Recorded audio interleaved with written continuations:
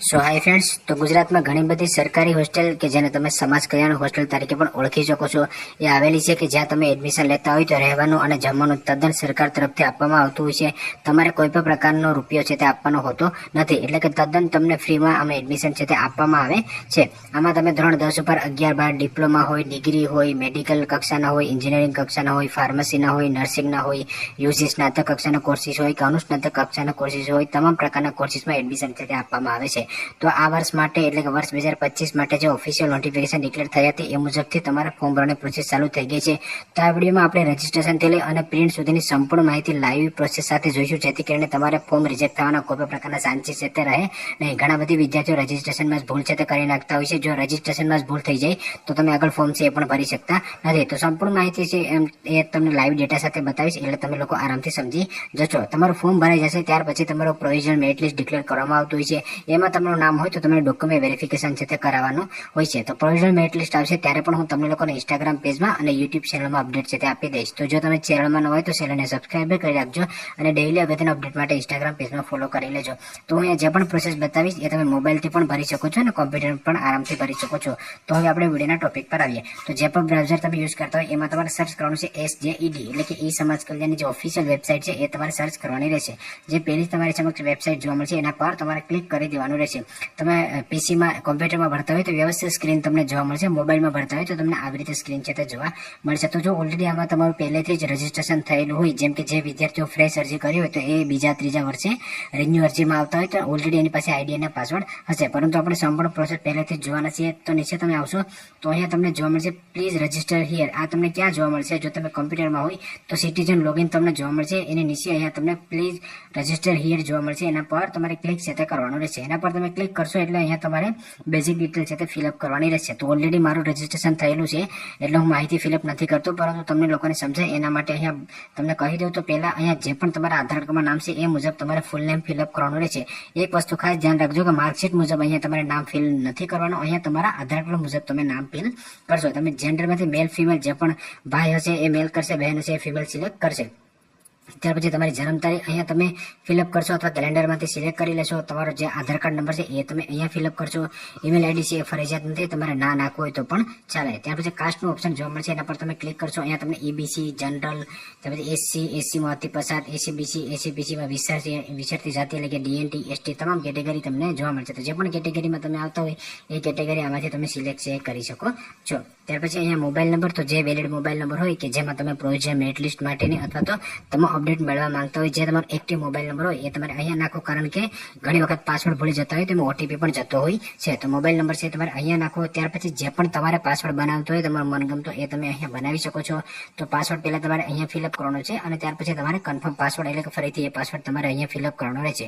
જેમ કે મારું નામ સંજય છે તો SANJAY@123 જેવો પાસવર્ડ હું બનાવી દઈશ. તો તમારા નામ મુજબ અથવા જન્મ તારીખ મુજબ તમે પાસવર્ડ છે તમારી રીતે બનાવી શકો છો. ત્યાર પછી કેપ્ચા જોવા મળશે, તો અહીંયા તમારે સરવાળો કરવાનો રહેશે. જેમ કે 5 કેટલા થશે? 10 થશે. 10 અહીંયા નાખી દઈશ. ત્યાર પછી રજીસ્ટરના બટન પર ઓકે કરીશ એટલે મારું સક્સેસફુલી રજીસ્ટ્રેશનની પ્રોસેસ પૂર્ણ થઈ જશે. તમારા મોબાઈલ નંબરમાં આઈડી અને પાસવર્ડ છે તે આવી જશે. આઈડી છે એ તમને આમાંથી જનરેટ થયા છે અને પાસવર્ડ તમે બનાવ્યો એ જ હશે. ત્યાર પછી નીચે અહીંયા તમે લોગિન હિયરનો ઓપ્શન જોવા મળશે, એના પર ક્લિક કરીને લોગિન પેજમાં આવી જશો અથવા હોમ પેજમાં આવીને પણ તમે લોગિન પેજમાં આવી શકો છો. ત્યાર પછી હવે અહીંયા તમારું યુઝર આઈડી, તમારો પાસવર્ડ અને જે પણ કેપ્ચાનો પ્લસ સરવાળો થતો એ તમે નાખી અને લોગિનના બટન પર તમારે ક્લિક છે તે કરવાનું રહેશે. લોગિનના બટન પર તમે ક્લિક કરશો એટલે સક્સેસફુલી તમારું લોગિન છે થઈ જશે. અહીંયા જેટલી પણ યોજનાઓ છે કે જેમાં તમે લાયકાત ધરાવતા હોય તો અરજી ફોર્મ છે ભરી શકો છો, પરંતુ અહીંયા આપણે ફક્ત હોસ્ટેલ માટેનું ફોર્મ છે તે ભરવાના છીએ.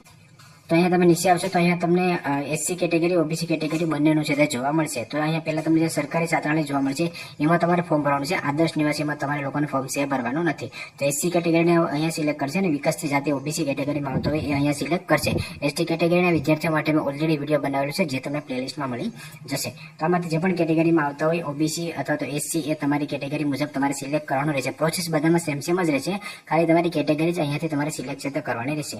અહીંયા તમે પસંદ કરી લેશો એટલે જે પણ ડોક્યુમેન્ટની અને અન્ય માહિતી હશે એ તમને જોવા મળશે. તો ઓલરેડી આપણે એ પહેલા વિડીયોમાં ચર્ચા કરેલી છે. ત્યાર પછી અહીંયા તમે ઓકે કરી દેશો. ઓકે કરી દેશો ત્યાર પછી ફોર્મ તમારું આવી રીતે ખુલી જશે. પહેલા તમારે નિયમો, ત્યાર પછી વ્યક્તિગત માહિતી ફિલઅપ કરવાની છે, અન્ય એજ્યુકેશનની માહિતી વગેરે ફિલ કરવાની છે, ડોક્યુમેન્ટ અપલોડ કરવાના છે અને ત્યાર પછી તમારે સબમિટ છે તે કરવાનું રહેશે. તો અહીંયા પહેલા તમને નીતિ નિયમો જોવા મળશે.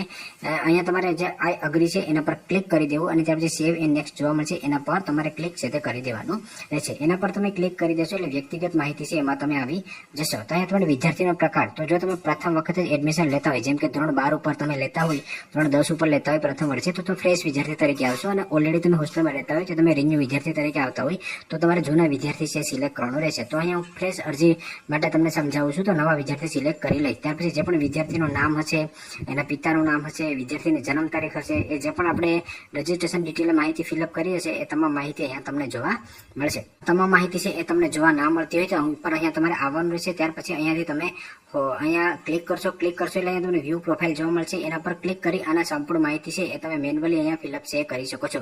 અહીંયાથી તમે આને એડિટ છે કરી શકો છો. ફોર્મમાં તમે એડિટ છે કરી શકશો. અને અહીંયાથી તમે પિતાનું નામ છે એમાં કંઈ ભૂલ થઈ તો તમે સુધારો છે કરી શકો છો. બાકી તમે ફરીથી ફોર્મ ભરવા માટેના પેજમાં આવી જશો તો ત્યાં તમારે જે પણ બેઝિક ડિટેલ ઓલરેડી તમારી હશે એ જ તમને જોવા મળશે. તો ફરીથી હું હોસ્ટેલ સિલેક્ટ કરી લઈશ. એ પ્રોફાઇલ વાળું પેજ એટલા માટે મેં તમને બતાવ્યું જેથી કરીને તમારે કાંઈ પણ સુધારો કરવો હોય તો તમે કરી શકો. તો અહીંયાથી સંપૂર્ણ માહિતી જેમ કે મારું નામ, જન્મ તારીખ, કેટેગરી વગેરે સંપૂર્ણ માહિતી છે જોવા મળશે. મારો મોબાઈલ નંબર, મારો ઈમેલ આઈડી પણ તમને જોવા મળશે. હવે અહીંયા તમારો ફોટો તમારે અપલોડ કરવાનો છે. તો અપલોડના બટન પર ઓકે કરી અને તમારે મોબાઈલની ગેલેરી અથવા તો કમ્પ્યુટરમાંથી તમે ફોટો છે સિલેક્ટ કરી લેશો. ત્યાર પછી નીચે આવશો તો અહીંયાથી તમારે સરનામું, તો પહેલા અહીંયા રાજ્ય છે એમાં ગુજરાત જ તમને જોવા મળશે.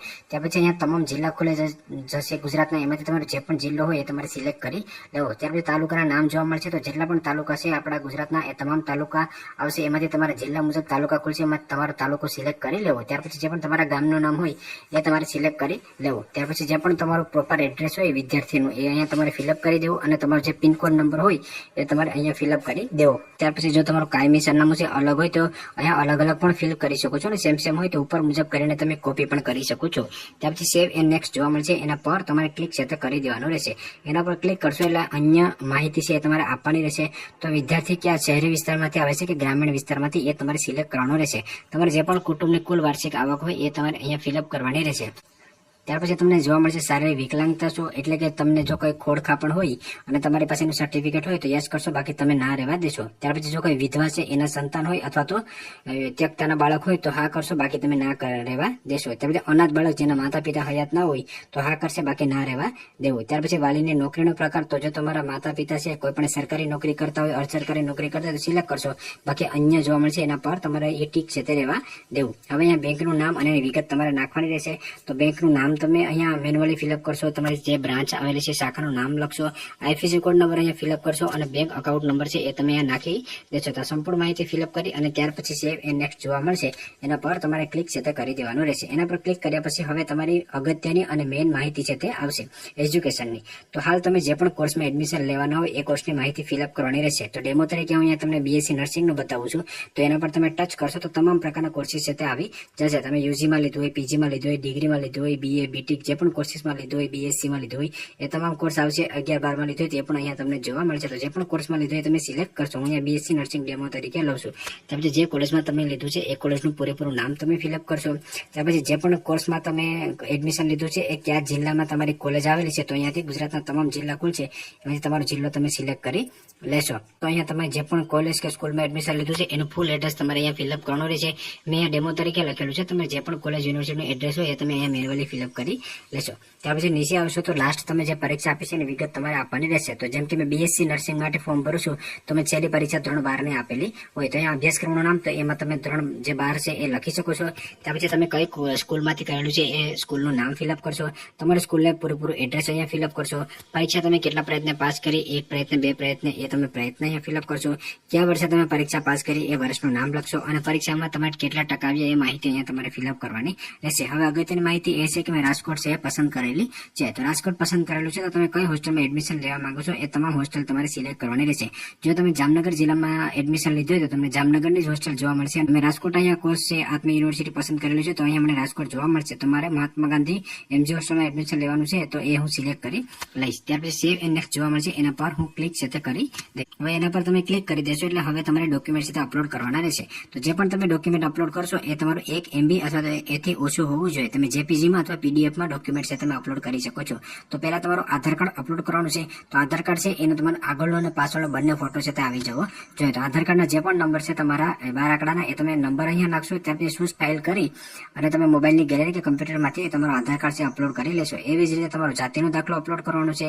ત્યાર પછી તમારા રહેઠાણના પુરાવામાં તમે રેશન કાર્ડ છે, ચૂંટણી કાર્ડ છે, લાઇટ બિલ છે, લાયસન્સ છે, કોઈ પણ ડોક્યુમેન્ટ તમે અપલોડ કરી શકો છો. પેલા ડોક્યુમેન્ટ તમારે અહીંયાથી જોતું જવાનું છે, એનો ડોક્યુમેન્ટ નંબર નાખવાનો છે. ત્યાર પછી તમારે ચૂઝ ફાઇલ કરી અને તમારે મોબાઈલની ગેલેરી કે કમ્પ્યુટરમાંથી ડોક્યુમેન્ટ તમારે અપલોડ કરવાનું રહેશે.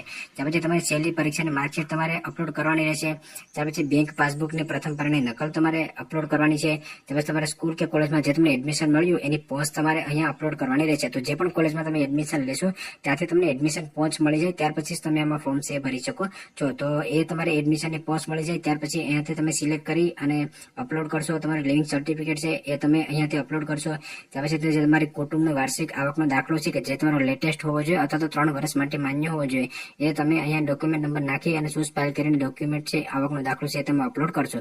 ત્યાર પછી સેવ એન્ડ નેક્સ્ટ જોવા મળશે, એના પર તમે ક્લિક કરશો અને લાસ્ટમાં બાંહેધરીમાં તમે ઓકે કરી અને સબમિટ કરી દેશો એટલે તમારી ફોર્મ ભરવાની પ્રોસેસ છે તે પૂર્ણ થઈ જશે. તમારી ફોર્મ ભરવાની પ્રોસેસ છે પૂર્ણ થઈ જાય ત્યાર પછી તમારે મેરિટ લિસ્ટ માટે રાહ છે તે જોવાની હોય છે. તો જ્યારે તમારો પ્રોવિઝનલ મેરિટ લિસ્ટ આવશે ત્યારે હું તમને લોકોને અપડેટ કરી દઈશ. પ્રોવિઝનલ મેરિટ લિસ્ટ આવે ત્યાર પછી ડોક્યુમેન્ટ વેરિફિકેશન માટે તમારે હોસ્ટેલમાં જવાનું હોય છે. તો આગળ જ્યારે કોઈ પણ અપડેટ આવશે ત્યારે ઇન્સ્ટાગ્રામ પેજમાં અને યુટ્યુબ ચેનલમાં હું તમને લોકોને અપડેટ છે તે કરતો રહીશ. તો જો તમને આ વિડીયો પસંદ આવે તો લાઈક કરજો અને ચેનલમાં હોય તો ચેનલને સબસ્ક્રાઈબર કરવાનું ભૂલશો નહીં.